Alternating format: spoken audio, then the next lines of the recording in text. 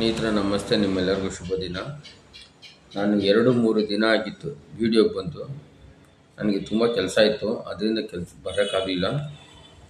ವಿಶೇಷವಾಗಿ ಮಾನ್ಯ ರಾಜ್ಯ ಆಯುಕ್ತರಾದ ಶ್ರೀಮತಿ ಸ್ನೇಹಾ CV, ಕರ್ನಾಟಕ ಆಡಳಿತ ಸೇವೆ, KS ಪ್ರಭಾರ, ಶೇಷಾದ್ರಿಪುರಂ, ಬೆಂಗಳೂರು 560020. ಇವರಿಗೆ ಒಂದು ವಿಚಾರಣೆಗೆ ನಾನು ಮನವಿ ಮಾಡಿದ್ದೀನಿ. ಇದು ನಮ್ಮ ಅಂಗವಿಕಲರ ಕೋರ್ಟ್. ಪ್ರತಿಯೊಬ್ಬರು ತಿಳ್ಕೊಳ್ಳಿ, ಇಡೀ ರಾಜ್ಯದಲ್ಲಿ ನಮಗೆ ನ್ಯಾಯ ಕೊಡಿಸ್ಬೇಕಂಗಿಂಥವ್ರು ಇವರೇ ಕೊಡಿಸ್ಬೇಕು. ನಮಗೆ ನ್ಯಾಯ, ನಮಗೆ ಈ ಥರ ದಾಖಲೆಗಳು ಕೊಡಬೇಕು.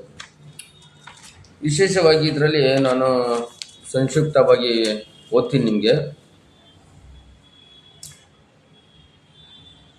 ಶ್ರೀ P. ಯೇಸುನಾಥನ್ ಇವರು ವಿವಿಧ ತಾಲೂಕ್ ಪಂಚಾಯತಿ, ಗ್ರಾಮ ಪಂಚಾಯತಿ ಕಚೇರಿಗಳಿಗೆ ಕರೆ ಮಾಡಿ ನಿಂದಿಸುವುದು, ಬ್ಲ್ಯಾಕ್ ಮೇಲ್ ಮಾಡುವುದು, ಜೀವ ಬೆದರಿಕೆ, ಜಾತಿ ನಿಂದನೆ ಹಾಗೂ ದ್ವೇಷ ಸಾಧಿಸುವುದು ಮಾಡುತ್ತಿದ್ದಾರೆ. 605 ಎದುರುದಾರರಾದ ಫಕೀರ ಗೌಡ ಪಾಟೀಲ, ನವ ಕರ್ನಾಟಕದ ಸಂಘದ ರಾಜ್ಯಾಧ್ಯಕ್ಷರು ಹಾಗೂ ಬೈಲಹೊಂಗಲ ವಿವಿಧೋದ್ದೇಶ ಪುನರ್ವಸತಿ ಕಾರ್ಯಕರ್ತರು ಬೈಲಹೊಂಗಲ ಪೊಲೀಸ್ ಠಾಣೆಗೆ ಹೋಗಿ ಮನವಿ ಮಾಡಿಕೊಂಡಿರುವುದರ ಬಗ್ಗೆ ಕನ್ನಡಪ್ರಭ ದಿನಪತ್ರಿಕೆಯಲ್ಲಿ ಪ್ರಕಟವಾಗಿದ್ದು, ಸದರಿ ಪ್ರಕಟಣೆ ಆಧಾರದ ಮೇಲೆ ಶ್ರೀ P. ಯೇಸುನಾಥನ್ ಇವರು ಎದುರುದಾರರ ವಿರುದ್ಧವೇ ಅರ್ಜಿ ಮಾಡಿಕೊಂಡಿರುವುದು ಕಂಡುಬಂದಿರುತ್ತದೆ.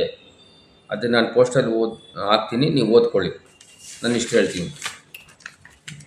ಅದರ ಮೇಲೆ ನಾನು ನೇರವಾಗಿ ರಾಜ್ಯ ಅಂಗವಿಕಲರ ಕೋರ್ಟ್ಗೆ ನಾನು ಮನವಿಯೆಲ್ಲ ಸಲ್ಲಿಸಿದ್ದೆ. ನೀವು ವಿಚಾರಣೆಗೆ SP ಸಮ್ಮುಖದಲ್ಲಿ ವಿಚಾರಣೆ ನಡೀಲಿ ಅಂತ ತುಂಬ ನಾನು ಪ್ರತಿಯೆಲ್ಲ ಹಾಕಿದ್ದೆ. ಅದರಲ್ಲಿ ಇವರು ನಮ್ಮ ರಾಜ್ಯ ಆಯುಕ್ತರುಗಳು ಕಚೇರಿಯಲ್ಲಿ ಸ್ವಲ್ಪ ಟೈಮ್ ಪಾಸ್ ಮಾಡ್ತಾರೆ. ಅದೆಲ್ಲ ನನ್ನ ಗಮನಕ್ಕೆ ಬರುತ್ತೆ, ಒಂದೊಂದು ಲೆಟ್ರ್ಗಳು ಬರುತ್ತೆ. ಈಗ ನಾನೇನು ಮಾಡಿಬಿಟ್ಟಿದ್ದೀನಿ, ನೇರವಾಗಿ ಅವ್ರನ್ನ ಇಲ್ಲೇ ಕರೆಸ್ಬಿಡಿ ಕೋರ್ಟ್ಗೆ. 45 ಜನ ಮತ್ತು ಅಂಗವಿಕಲರ ಅಂತರಾಳ ಯೂಟ್ಯೂಬ್ ಚಾನಲ್ ಅವ್ರನ್ನೂ ಕರೆಸಿ, ಆಮೇಲೆ ಮಾಸಿಕ ಪತ್ರಿಕಾ ಇದ್ದಾರಲ್ಲ ಅವ್ರನ್ನೂ ಕರೆಸಿ ವಿಚಾರಣೆ ಮಾಡಿ ಅಂತ ನಾನೀಗ ನೇರವಾಗಿ ಕನ್ನಡಪ್ರಭ ವಾರ್ತೆ ಸಂಪಾದಕರು ಮತ್ತು ಅಂಗವಿಕಲರ ಅಂತರಾಳ ಯೂಟ್ಯೂಬ್ ಚಾನಲ್ ಅವರನ್ನು ತಮ್ಮ ಕ್ಷಮದಲ್ಲಿ ವಿಚಾರಣೆ ಮಾಡಲು ಕೇಳಿಕೊಳ್ಳುತ್ತಿದ್ದೇನೆ ಅಂತ ಹಾಕಿದ್ದೀನಿ. ಆಮೇಲೆ ನನ್ನ ಮೇಲೆ ಅವ್ರು ಆರೋಪ ಮಾಡಿದ್ದಾರಲ್ಲ, ನಾನು ಡೈಲಿ ಫೋನಲ್ಲಿ ಮಾತಾಡ್ತೀನಿ ಅಂತ, ಇದೆಲ್ಲ ದಾಖಲೆಗಳು ತರಬೇಕು. ಅವರು ಸುಮ್ಮನೆ ಆರೋಪ ಮಾಡೋಕ್ಕಾಗೋದಿಲ್ಲ. ಆದ್ದರಿಂದ ಪ್ರತಿ ತಲುಪಿದ 10 ದಿನ ಒಳಗಡೆ ಕ್ಷಮ ವಿಚಾರಣೆ ನಿಗದಿ ಸಮಯ ಮಾಡಿ ವರ್ಷಗಳ ತನಕ ಎಳೆದುಕೊಂಡು ಹೋಗಬೇಡಿ. ಕಲಂಗಳ ಬಗ್ಗೆ ಸರಿಯಾದ ಎದುರುದಾರರಿಗೆ ಕಾನೂನಿನ ಬಗ್ಗೆ ಅರಿವು ಮೂಡಿಸಿ ಅಂತ ಹಾಕಿದ್ದೀನಿ. ಆಮೇಲೆ ವಿಶೇಷವಾಗಿ ಈ ಪ್ರತಿಯನ್ನು ಮಾನ್ಯ ಶ್ರೀಮತಿ ಡಾಕ್ಟರ್ ಶಾಲಿನಿ ರಜೇಶ್, ಭಾರತೀಯ ಆಡಳಿತ ಸೇವೆ, ಕರ್ನಾಟಕದ ಮುಖ್ಯ ಕಾರ್ಯದರ್ಶಿಗಳು, ವಿಧಾನಸೌಧ, ಬೆಂಗಳೂರು ಬಗ್ಗೆ ಕೊಡ್ತೀನಿ ಅಂತ ಹಾಕಿದ್ದೀನಿ. ಈಗ ವಿಚಾರಣೆ ಮಾಡಬೇಕು, ಕರೀಲಿ ಸಿಂಗಿರಿ ಅವ್ರನ್ನ. ಯಾರು ನನ್ನ ಮೇಲೆ ಹೇಳಿದ್ದಾರಲ್ಲ ನೋಡಿ ಸ್ನೇಹಿತರೆ, ಒಂದು ಹೇಳ್ತೀನಿ,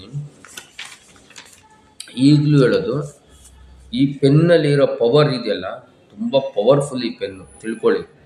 ನಾವು ಹೇಳ್ತೀವಿ ಆಗೋದಿಲ್ಲ ಅಂತ. ಈ ಪೆನ್ನಲ್ಲಿ ಕೊಡೋ ಏಟಿಗೆ ಮಲಗಿರೋರು ಎತ್ತು ಕುತ್ಕೊಂಡ್ಬಿಡ್ತಾರೆ. ಈಗ ನೋಡಿ, ಈಗ ನಾನು ದೂರು ಕೊಟ್ಟಿರೋದು ಎಲ್ಲರಿಗೂ ಗೊತ್ತಾಗುತ್ತೆ. ಈಗ ಒಬ್ಬರ ಮೇಲೆ ಸಾವಿರಾರು ನೀವು ದೂರು ಕೊಡ್ಬೋದು, ಅದು ಸಾಕ್ಷಿ ಆಧಾರಗಳು ಕೊಡಬೇಕು.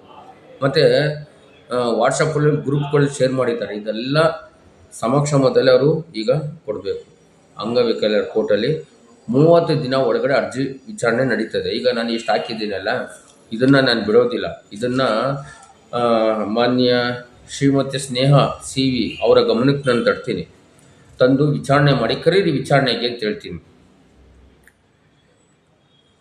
ಬೈಲಹೊಂಗಲ ವಿವಿಧೋದ್ದೇಶ ಪುನರ್ವಸತಿ ಕಾರ್ಯಕರ್ತರು P. ಯೇಸುನಾಥನ್ ವಿಶೇಷ ಚೇತನ ಆದ ನನ್ನ ಮೇಲೆ ಮಾನ್ಯ ನಿರ್ದೇಶಕರ ಗಮನಕ್ಕೆ ತರದೆ ನೇರವಾಗಿ ಪೊಲೀಸ್ ಠಾಣೆಗೆ ಹೋಗಿರುವುದು ಖಂಡನೀಯ. ಹಾಗಾದರೆ ವಿಕಲಚೇತನರ ಹಾಗೂ ಹಿರಿಯ ನಾಗರಿಕರ ಸಬಲೀಕರಣ ಇಲಾಖೆ ಹಾಗೂ ಮಾನ್ಯ ರಾಜ್ಯ ಆಯುಕ್ತರ ಅಂಗವಿಕಲ ವ್ಯಕ್ತಿಗಳ ಹಕ್ಕುಗಳ ಅಧಿನಿಯಮ, ಶೇಷಾದ್ರಿಪುರಂ, ಬೆಂಗಳೂರು 560020 ಗಮನಕ್ಕೆ ತರಬೇಕಾಗಿತ್ತು.